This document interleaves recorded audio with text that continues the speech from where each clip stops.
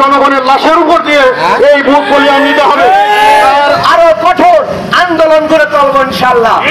মধুখালীতে দলিল হস্তান্তরের প্রতিবাদে মানববন্ধন অনুষ্ঠিত। বিস্তারিত প্রতিবেদনে। ফরিদপুরের মধুখালীতে দলিল ও নথিপত্র স্থানান্তরের প্রতিবাদে মানববন্ধন অনুষ্ঠিত হয়েছে। স্থানীয় সুধী সমাজের আয়োজনে এবং মধুখালী সাব রেজিস্ট্রি অফিসের দলিল লেখক সমিতির সভাপতি মোহাম্মদ গোলাম মহিউদ্দিনের সভাপতিত্বে এ কর্মসূচি অনুষ্ঠিত হয়। সভাটি পরিচালনা করেন গোলাম শারাফত শরৎ।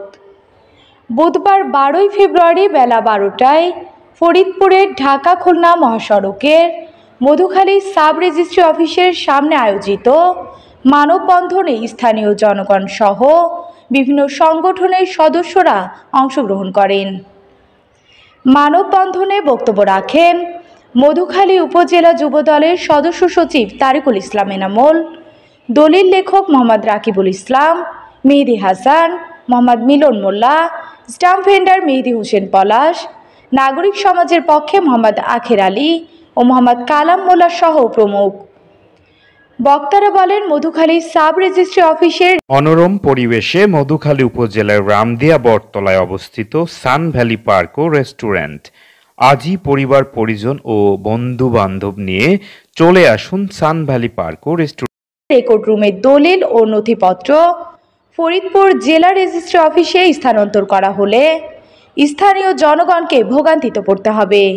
বিশেষ করে জমি সংক্রান্ত বিভিন্ন কাজে সাধারণ মানুষকে অতিরিক্ত সময় ও অর্থ ব্যয় করতে হবে। তারা দলিল ও নথিপত্র স্থানান্তরের সিদ্ধান্ত বাতিলের দাবি জানান এবং স্থানীয় প্রশাসনের দৃষ্টি আকর্ষণ করেন।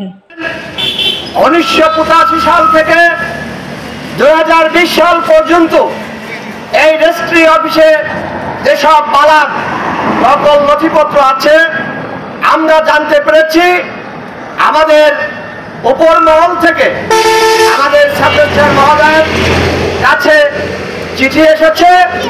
এই চিঠির পরিপ্রেক্ষিতে আমরা আজকের এই মানববন্ধনের আয়োজন করেছে। হয়রানি হব, এই হয়রানি আমরা হতে চাই না।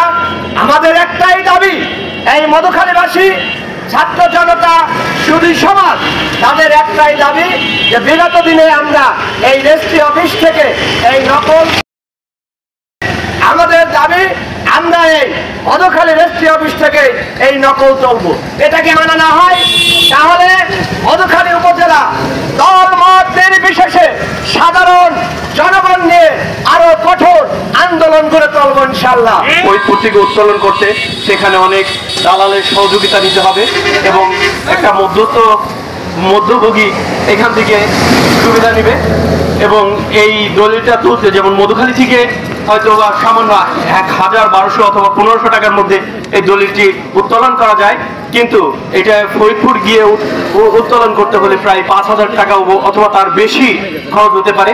এবং এই ভোট বলিয়ান যেন মধুখালী থেকে ফরিদপুরে হস্তান্তর না হয় সে ব্যাপারে তারা যেন তাদের চেষ্টা অব্যাহত রাখে। তাহলে মধুখালীর জনগণের লাশের উপর দিয়ে এই ভোট বলিয়ান নিতে হবে। তার আগে মধুখালী থেকে কোনো ভোট বলিয়ান পালাম কোনো কিছু যাবে না।